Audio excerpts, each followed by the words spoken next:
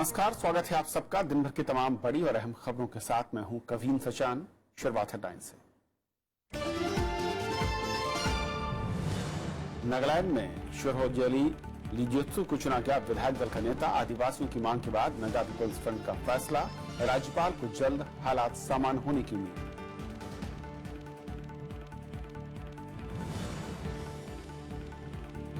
तमिलनाडु की राजनीति में नया मोड़, पलनीसामी के खिलाफ वोट करेगी डीएमके, कांग्रेस कल करेगी फैसला। चुनाव आयोग ने शशिकला से मांगा जवाब।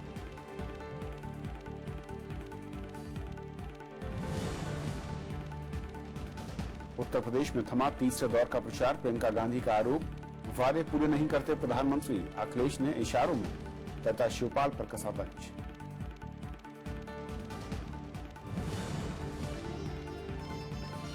बाजार में नहीं नकदी की कमी, वित्त मंत्री ने नोटबंदी को बताया दुनिया का सबसे बड़ा अभियान। आयकर विभाग 11 लाख लोगों से मांगेगा जवाब।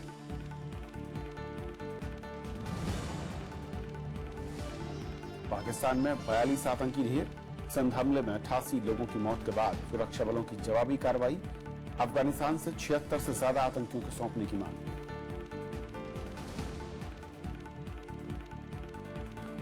और आइए देखते हैं पहली खबर।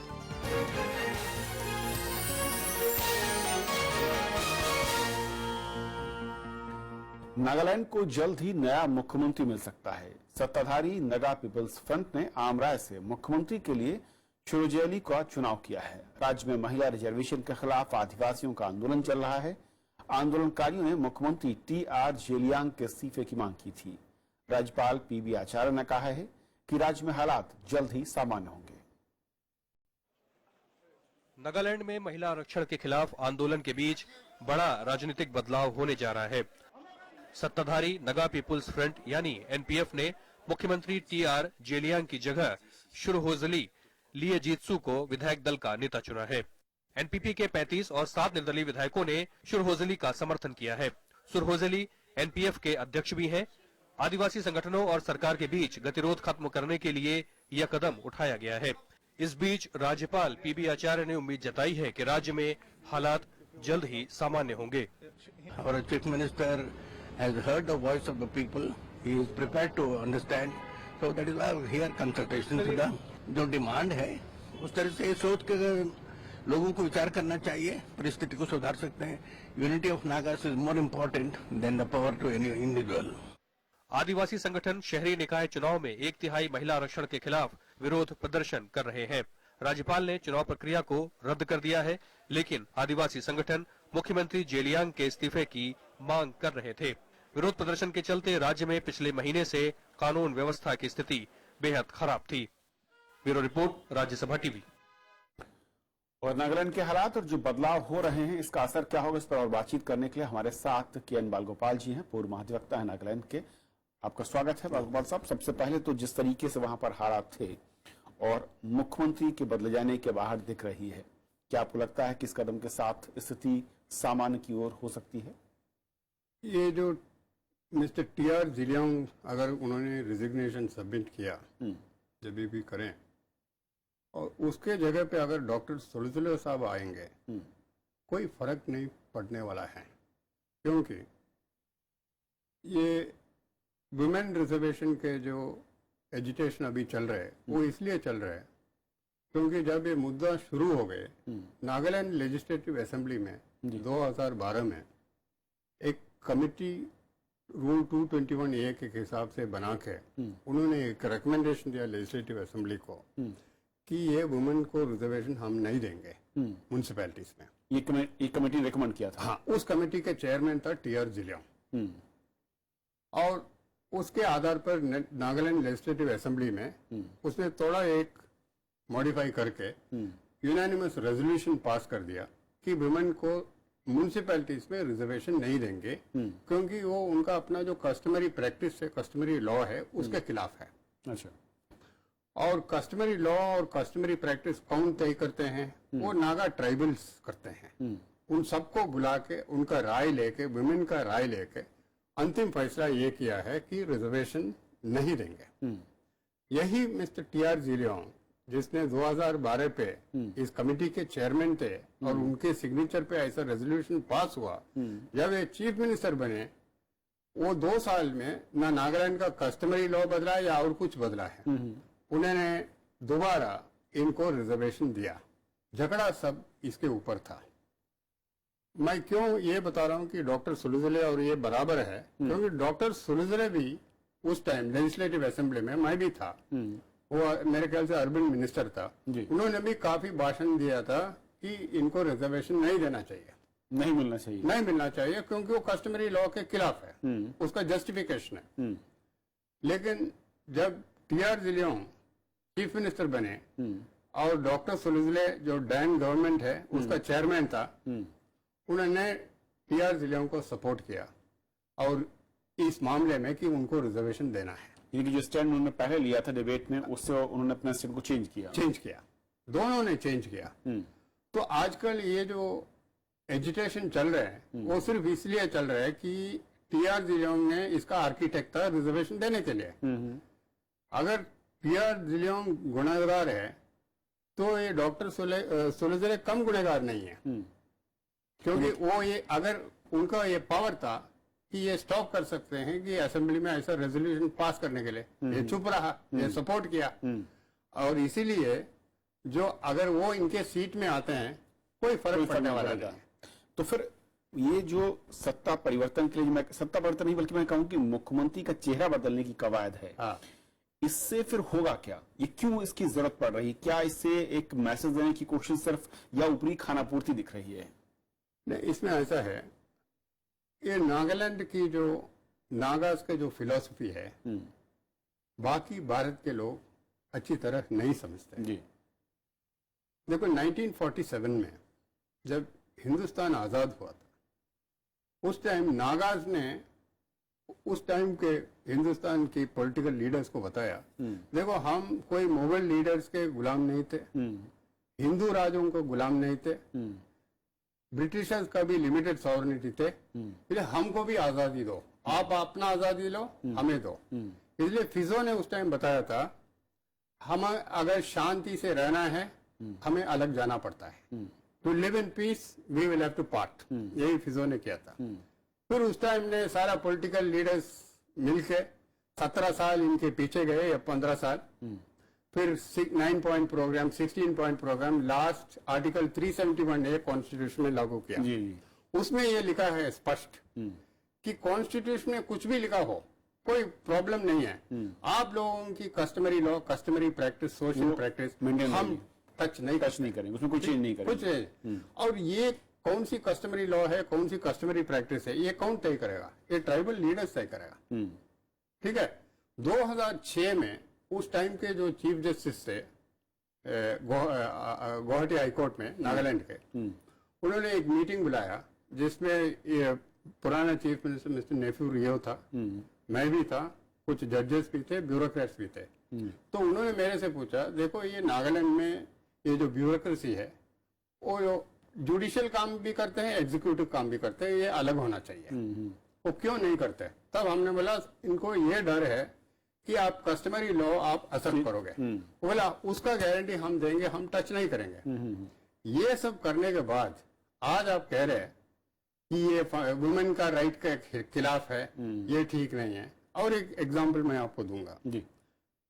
ये जो मेन नागा वुमेन जो है वो विलेजेस में रहते हैं, 1600 विलेज काउंसिल से, जैसे आप हम पंचायत रहती है, बिल्कुल वो आता है चैप्टर 9 ऑफ द कॉन्स्टिट्यूशन में। ये जो पंचायत नागालैंड एग्जम्प्ट है कॉन्स्टिट्यूशन जी, वहाँ कोई रिजर्वेशन नहीं है, लागू नहीं होता। और ये टाउन काउंसिल, ये अर्बन बॉडीज जो है वहाँ सिर्फ मेरे ख्याल से 16 टाउन काउंसिल और म्यूनिसिपैलिटीज है। वहाँ इनकी मांग है उन लेडीज को रिजर्वेशन दे दो, ये नहीं कि पूरा नागालैंड के लेडीज को रिजर्वेशन दे दो, सिर्फ टाउन काउंसिल की। और कॉन्स्टिट्यूशन ने ऑलरेडी कह दिया है कि विलेज काउंसिल एग्जम्प्ट है। जब विलेज काउंसिल एग्जम्प्ट है, कैसे आप टाउन काउंसिल के लेडीज को दे सकते हैं? अगर आप वो देते हैं, वो जो article 14 of the constitution equality का, उसके खिलाफ बनते हैं, है ना? तो इसीलिए फिर आपने ये सब जो एश्योरेंसेस क्यों दिया यानी कि पूरी की पूरी ये पॉलिटिकल एक तरीके से इसको गेम बना दिया गया है, कॉन्स्टिट्यूशनल ये गेम एक तरीके से है। अब सवाल ये उठता है बहुत संक्षेप में सर कि हालात सामान्य होंगे कैसे, जो ये फैसला लिया गया इसको वापस ले लिया जाए इसके साथ, या फिर कुछ परिवर्तन के बाद, या फिर जो नागा मैं कहूं कि ट्राइबल्स लीडर्स हैं उनको मनाने की कोशिश की जाए, अगर वो तैयार होते हैं अपने मैं कहूं फ्रेमवर्क जो उनके रिचुअल्स उनको बदलने के लिए, तब शायद इसे आप लागू कर पाए। नागालैंड में हर चीज हल होते हैं बाई डायलॉग। जैसे वर्ल्ड के सबसे हिस्टोरिक पीस टॉक 6 डिकेड्स या 7 डिकेड्स वो नागालैंड का है, अभी भी चल रहे हैं डायलॉग। ठीक है जी। और ये डायलॉग के लिए चर्च भी सामने आए, सिविल सोसाइटीज आए, और ये टीआर जिरियांग और ये डॉक्टर सोलुजले को समझाया आप जल्दबाजी में ये रिलीज नहीं करें। उन्होंने हाँ कह दिया। हाँ करने के बाद एक दिन में वो पलटी होके चालू कर दिया। तो एजुटेशन इसके लिए है। आप एक चीज अब समझ ले, टीआर जिरियांग जो है उन्होंने अपने जो एफिडेविट है इलेक्शन टाइम में एक क्लॉज है एजुकेशन क्वालिफिकेशन में, उसने ये लिखा है मैं बीए पास हूं। उनका सारा रिकॉर्ड हम कोर्ट से मंगवाए और यूनिवर्सिटी के रिकॉर्ड के हिसाब से इन्होंने हर एग्जाम में फेल हो गए। ऐसे आदमी को डॉक्टर सुलझले सपोर्ट कर रहे हैं। यानी कि आप कहेंगे बहुत ही ओपन तौर पर जो कानूनी मसला है उसको राजनीतिक तौर पर हल करने की कोशिश हो रही है। बहुत बहुत शुक्रिया गोपाल साहब इस पूरे मसले से जुड़ने के लिए, बहुत अहम और तकनीकी जानकारी दर्शकों तक पहुंचाने के लिए आपका। यदि पहले कहो छोटा सा ब्रेक, और ब्रेक के उस पार दिन भर की दूसरी बड़ी खबर।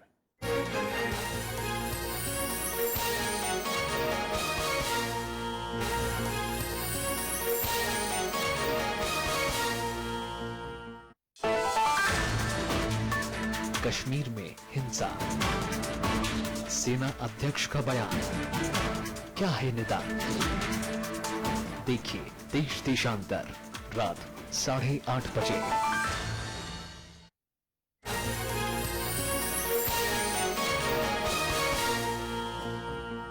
और बात तमिलनाडु की, जहां पर कल होने वाले बहुमत परीक्षण से पहले नया मोड़ आ गया है। मुख्य विपक्षी दल डीएमके ने मुख्यमंत्री ई पलनीसामी के खिलाफ वोट करने का फैसला किया है। डीएमके विधायकों की आज हुई बैठक में यह फैसला लिया गया। इससे पहले पार्टी ने बहुमत परीक्षण से अलग रहने का फैसला लिया था। वहीं राज्य कांग्रेस ने कहा है कि वो आलाकमान से सलाह के बाद कोई भी फैसला करेगी।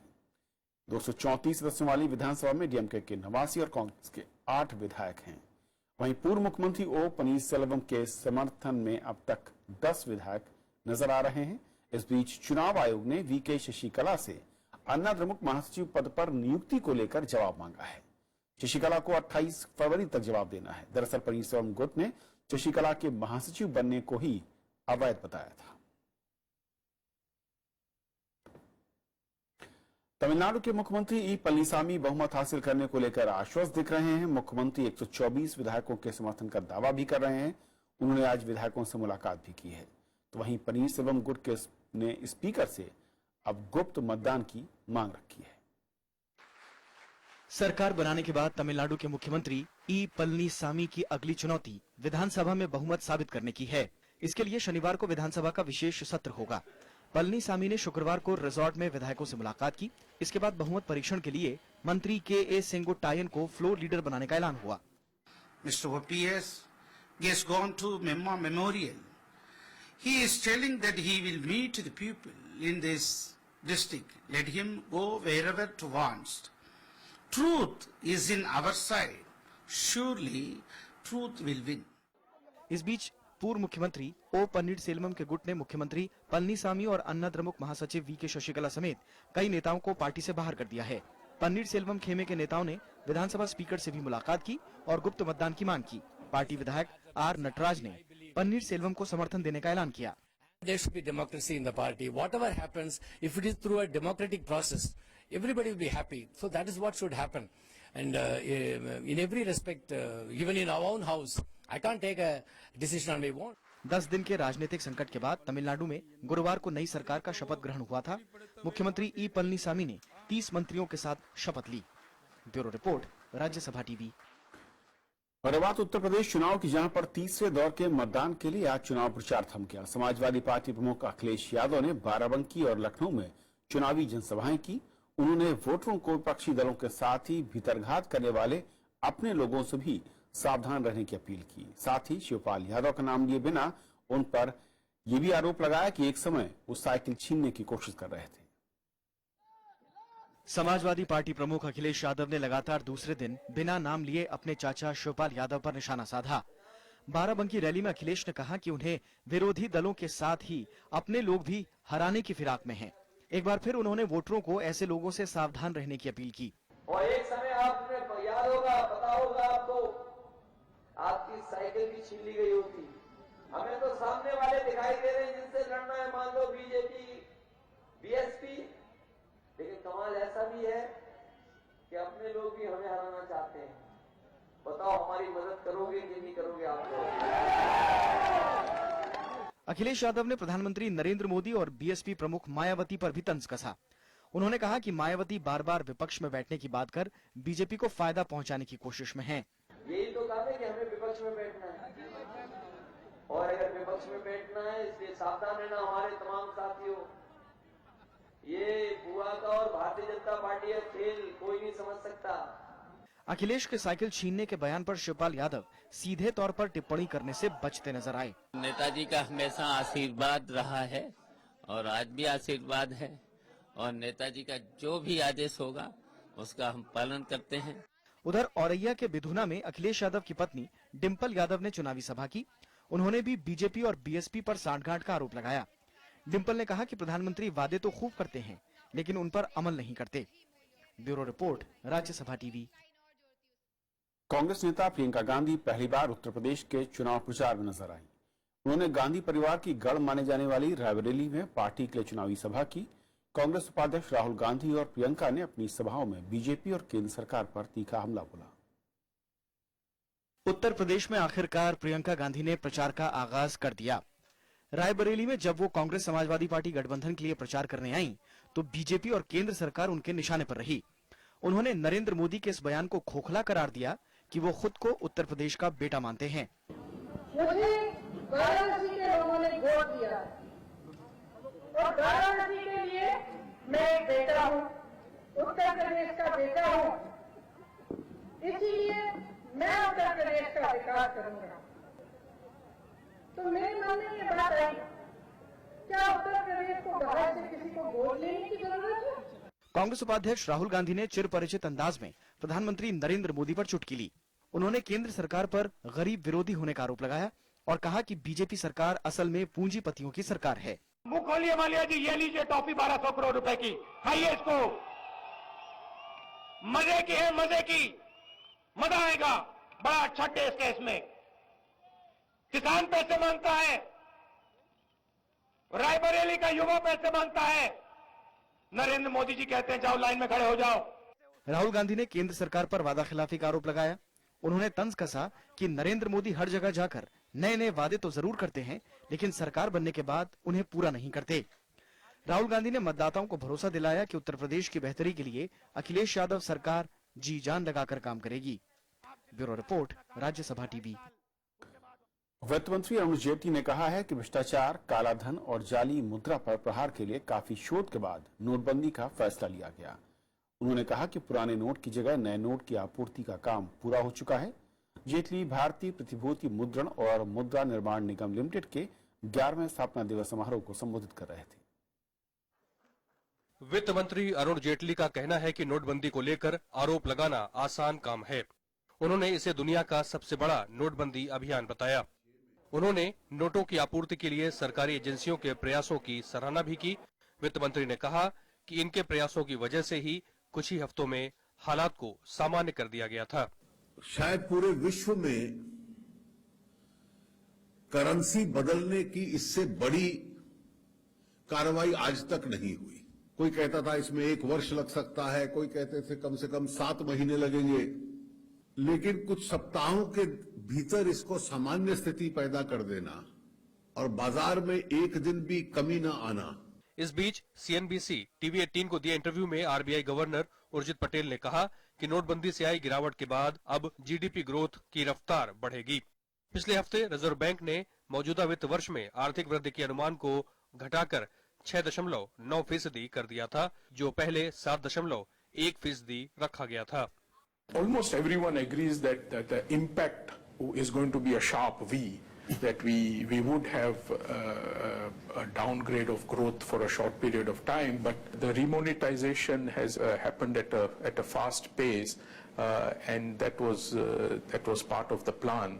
नोटबंदी के दौरान बैंकों में 5 लाख से ज्यादा कैश डिपॉजिट के बारे में 7 लाख लोगों ने आयकर विभाग के सवालों को जवाब दे दिए हैं।